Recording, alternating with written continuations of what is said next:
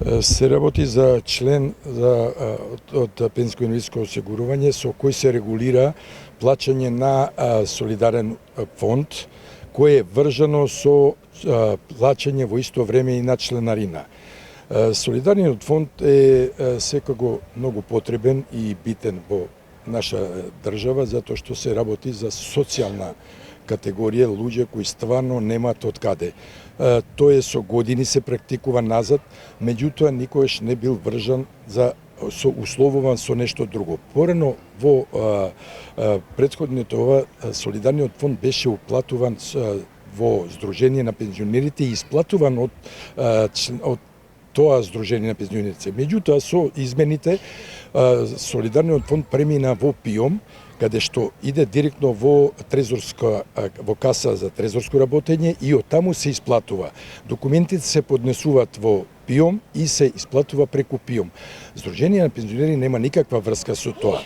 Условување да се наплатува членарина е само по мене пирамидална организација за да се соберат огромен број на средства, а не се малку, се работи за некаде околу за 315.000 членови за по пола евро на годишно ниво, околу 1.850.000 евра, кои за жал не користат за сите пензионери, него ептен мала група, дали 5-6% од пензионерите ги трошат тие средства.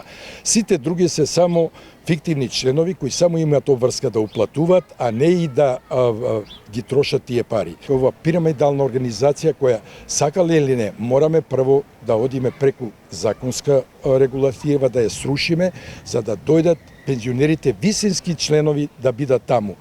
Не е битно колку ќе биде, битно е ефектот од таа постапка да биде и побитно е самите членови на Сдруженијата, сегашни фиктивни членови, луѓе кои знаат дека им се одбива, а не знаат зошто да се на некој начин освестат да знаат. Ја ќе ви кажам дека пред 4 месеци група на кумановски пензионери поведе една иницијатива до Сојуз на пензионери во Скопје, написмено пуштиме да се членарината да се плаќа на поинаков начин. Сега се плаќа 30 денари линеарно, независно од висина пензијата. Пратиме една иницијатива да биде ревидирано тоа, кажи го, членарината и да се плаќа 1 промил од висина на пензијата. И тоа за пензиите над 10.000 до 10.000 да имат право да членуваат по своја волја, ама да не плаќаат, а над 10.000 да плаќат 1 промил.